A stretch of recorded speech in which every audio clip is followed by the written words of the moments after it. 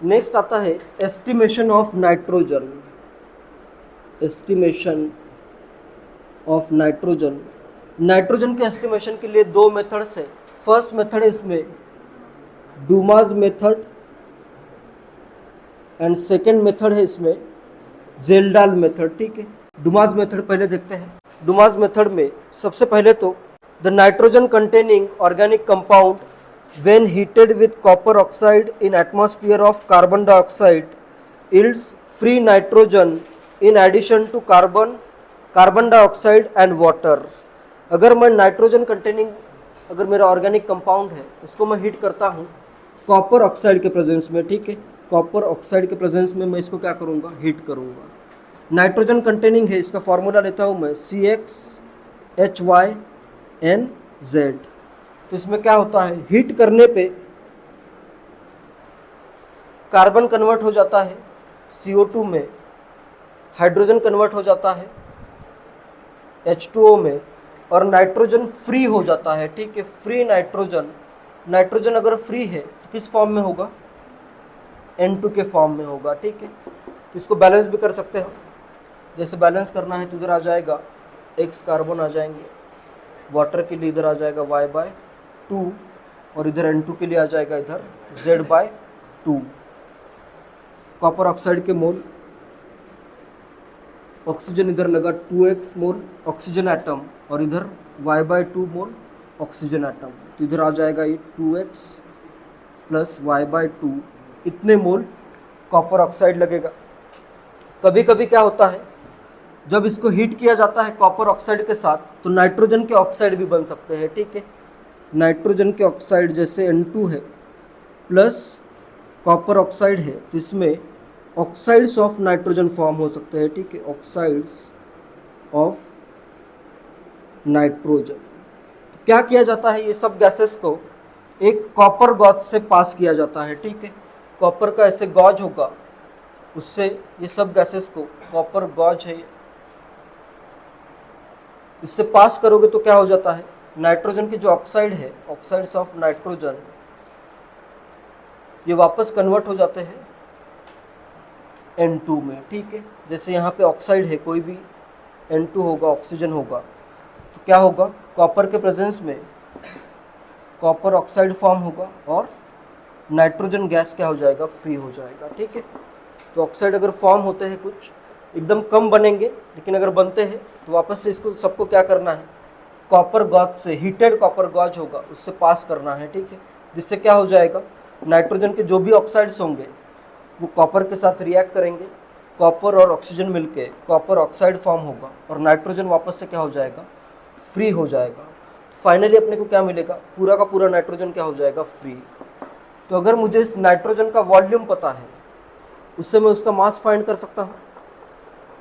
Nitrogen का अगर मुझे वॉल्यूम पता है, प्रेशर पता है, सब पता है, टेम्परेचर भी पता है, वॉल्यूम पता है, तो ये अगर मुझे पता है तो मैं इसका मास फाइंड कर सकता हूँ। तो उसी मास से क्या आएगा, percentage of nitrogen, given compound में नाइट्रोजन का परसेंटेज कितना है वो यहाँ से फाइंड किया जा सकता है। ठीक है, नेक्स्ट डूमास मेथड में the traces of nitrogen oxide formed if any are reduced to nitrogen by passing the gaseous mixture over heated copper gauze. Heated copper gauze से अगर नाइट्रोजन के कुछ ऑक्साइड फॉर्म भी अगर होते हैं उसको पास करोगे तो क्या हो जाएगा, फ्री नाइट्रोजन अपने को मिल जाएगा। ठीक है, the mixture of gases so produced is collected over an aqueous solution of potassium hydroxide which absorbs carbon dioxide.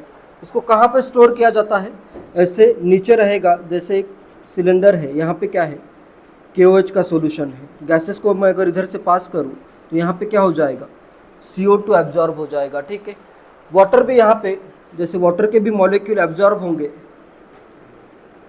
कुछ वाटर के मॉलिक्यूल वेपर में भी होंगे। ठीक है, और यहाँ पे मेनली क्या आएगा, जैसे इसको अगर मैं पैक कर दूँ, ये सब मिक्सचर को यहाँ से पास किया, CO2 तो पूरा एब्जॉर्ब हो गया है। ठीक है, वाटर भी एब्जॉर्ब हुआ, थोड़ा सा वाटर वेपर हो सकता है, वाटर के वेपर्स,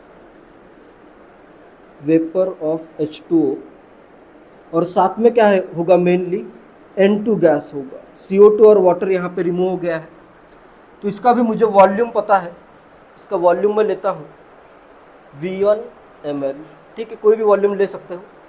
इसमें अभी प्रेशर देखो, टोटल प्रेशर तुम्हें गिवन होगा, ठीक है।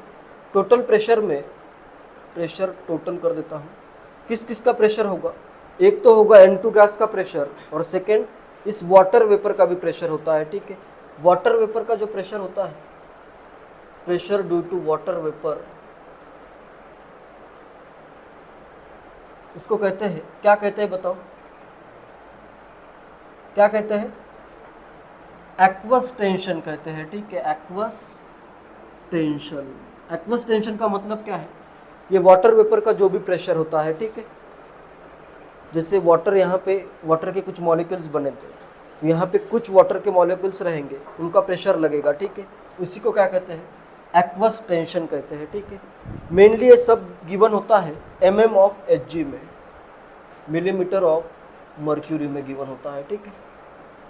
तो अपने को टोटल प्रेशर में एक्वस टेंशन की वैल्यू मैं कर देता हूँ स्मॉल p, ठीक है। टोटल प्रेशर करता हूँ कैपिटल P, एक्वस टेंशन कर देता हूँ स्मॉल p। तो यहाँ पे टोटल प्रेशर में है प्रेशर, एक्वस टेंशन वाला एक प्रेशर आ रहा है small p, plus pressure of किसका आएगा, N2 का। टोटल में एक वाटर वेपर का प्रेशर होगा और एक N2 का प्रेशर होगा। तो यहाँ पे आ जाएगा pressure of N2 is equal to, इस टोटल प्रेशर को मैं कैपिटल P लिख देता हूँ, ठीक है। Total pressure minus aqueous tension, ये तुम्हें प्रेशर की वैल्यू यूज करनी है। और यहाँ पे वॉल्यूम तुम्हें पता है, ठीक है। वॉल्यूम अगर V1 ml है तो डायरेक्टली या फिर इसको लीटर में कन्वर्ट कर दो, ठीक है। कितना आ जाएगा, V1 बाय 1000, इतना आ जाएगा लीटर, ठीक है। वॉल्यूम पता है, प्रेशर पता है, ये अगर है mm ऑफ Hg, तो इसको अगर एटमॉस्फेयर में कन्वर्ट करना है, pressure of N2 in atmosphere, कितना आ जाएगा, ये प्रेशर mm ऑफ Hg में डिवाइड किससे करोगे, 760 mm ऑफ Hg से। 1 एटमॉस्फेयर कितना होता है, 1 atmosphere is 760 mm of Hg, ठीक है। तो ये इतना अगर आ रहा है मेरे पास, इधर एक ये अगर आ रहा है P minus P mm of Hg, तो एटमॉस्फेयर में कितना हो जाएगा, x करता हूँ, x कितना होगा, P minus P divided by 760, इतना आ जाएगा ATM। तुम्हें प्रेशर पता है, वॉल्यूम पता है, मास फाइंड करने के लिए या नंबर ऑफ मोल्स फाइंड करो, क्या यूज करोगे, PV equal to nRT, pressure of N2 into क्या करोगे, वॉल्यूम इसका V1 is equal to number of moles of N2 into R into जो भी टेम्परेचर गिवन होगा। इससे डायरेक्टली तुम N2 का मास या नंबर ऑफ मोल से फिर मास भी फाइंड कर सकते हो, ठीक है। अलग अलग वे में सॉल्व किया जा सकता है, इस मेथड से हमेशा इजीली आंसर आ सकता है, ठीक है। कुछ ना कुछ कैंसिल आउट हो जाएगा क्वेश्चन में, ठीक है। नंबर ऑफ मोल्स फाइंड करो, फिर उससे नाइट्रोजन का मास फाइंड करो, परसेंटेज भी क्या आ जाएगा, mass of nitrogen divided by mass of organic compound into 100, ठीक है।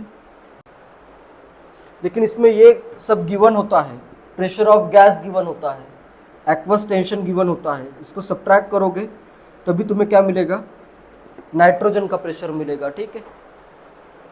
वॉल्यूम गिवन होगा, फिर simply PV equal to nRT का यूज करके उसके मोल्स फाइंड करो, मास फाइंड करो, फिर परसेंटेज आ जाएगा, ठीक है।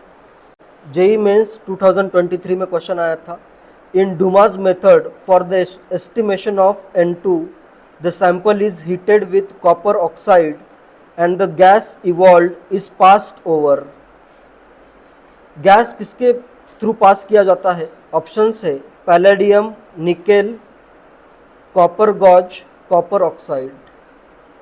किससे पास किया जाता है, in Dumas method for the estimation of N2 the sample is heated with copper oxide and gas evolve is passed over. क्या आएगा, कॉपर गॉज से पास किया जाता है, ठीक है। अभी अपन ने देखा था कॉपर गॉज से अगर पास करोगे तो नाइट्रोजन के ऑक्साइड वापस नाइट्रोजन में N2 में कन्वर्ट हो जाएंगे, ठीक है।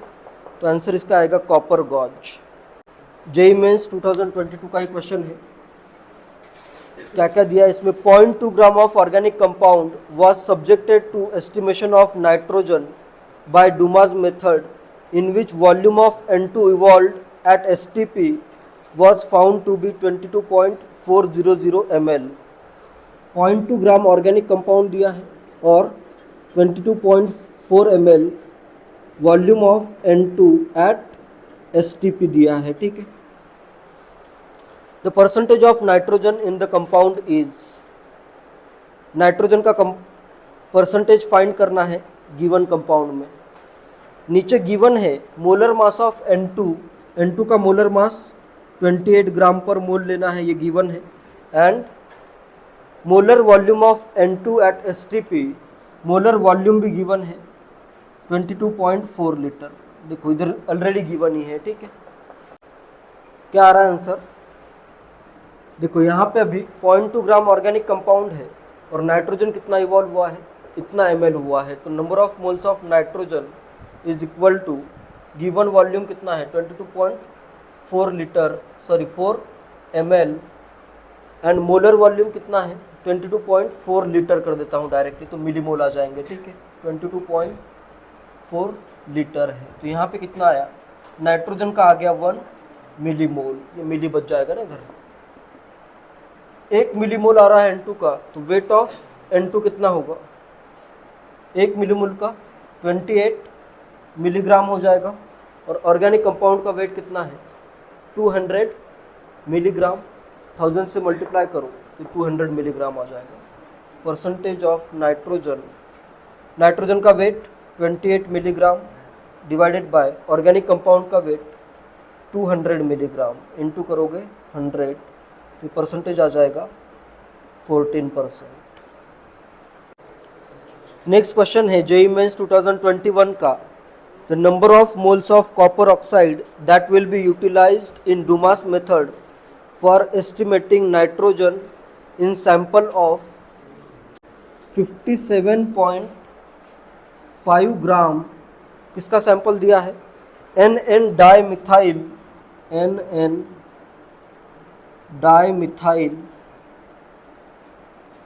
Amino pentane, dimethyl amino pentane is dash into 10 to the power minus 2। Number of moles of CO2 तुम्हें फाइंड करने हैं, number of moles of CuO find करने हैं, सॉरी कॉपर ऑक्साइड के मोल्स फाइंड करने हैं, इतने आ रहे हैं, ठीक है। इतना ग्राम NN डाइमिथाइल अमीनो पेंटेन है, करो find. NN dimethyl amino pentane है, इसका मतलब क्या है? इसमें पेंटेन होगा, उसमें क्या है? अमीनो ग्रुप है, NH2 ग्रुप, उसमें एक मिथाइल, ये दूसरा मिथाइल लगा हुआ है, ठीक है। कितने कार्बन है? 1 2, इधर 5, 7 कार्बन, C7, और हाइड्रोजन कितने हैं? जैसे इधर देखो, एक NH2 ग्रुप अगर मैं साइड में कर दूं, ठीक है, एक हाइड्रोजन की जगह मैं एक NH2 ग्रुप कर सकता हूं, ठीक है। नॉर्मल C7 अल्केन का फॉर्मूला क्या आएगा? या फिर ये अल्काइल ग्रुप करता हूँ, साथ में NH2 कर देता हूँ। अल्काइल ग्रुप क्या होगा? इधर C7H15, साथ में आएगा NH2, तो NH2 के ये 2 हाइड्रोजन इधर ऐड कर दो, तो ये आएगा 17 और इधर आ जाएगा N, ठीक है। क्लियर है ये? अल्काइल ग्रुप क्या होगा? C7H15, 2N+1 करना है, ठीक है। ये अल्काइल ग्रुप, इसमें अगर मैं एक भी NH2 ऐड करता हूँ तो ये अल्केन बनेगा। इसी का ये क्या है? आइसोमर है, ठीक है। जैसे इधर मैंने हेप्टाइल ग्रुप ले लिया और इधर NH2 कर दिया, उसी का ये क्या है? आइसोमर है, ठीक है। तो यहाँ पे फॉर्मूला क्या होगा? C7H17N। कॉपर ऑक्साइड के मोल कितने लगेंगे? कॉपर ऑक्साइड के, अच्छा पहले तो इसके मोल भी फाइंड करने हैं। कितना आ रहा है मॉलिक्यूलर वेट? 84 प्लस 14 प्लस 17 कितना आ रहा है? 115 आ रहा है, ठीक है। तो ये कितने मोल आ रहे हैं? 115। कितने मोल आ गए ऑर्गेनिक कंपाउंड के? इसको डिवाइड करो, 57 का डबल कितना होगा, तो ये डबल ही लिखा हुआ है, ठीक है, हाफ मोल आ गया, इसका हाफ मोल है, ठीक है।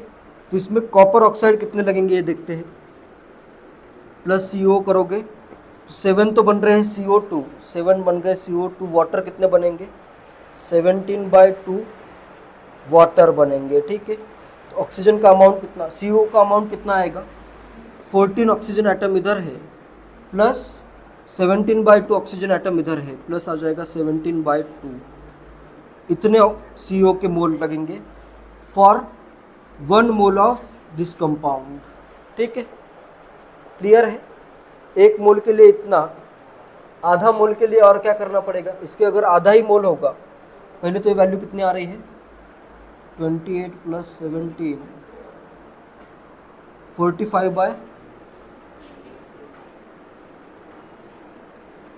45/2 मोल आ रहा है, एक के लिए 45/2, इसका मोल कितना है, आधा मोल, तो CO के मोल्स कितने आएंगे, number of moles of CuO equal to, एक के लिए इतना, आधे के लिए इसका हाफ कर दो, तो कितना आ जाएगा, 45/4 मोल आ जाएगा।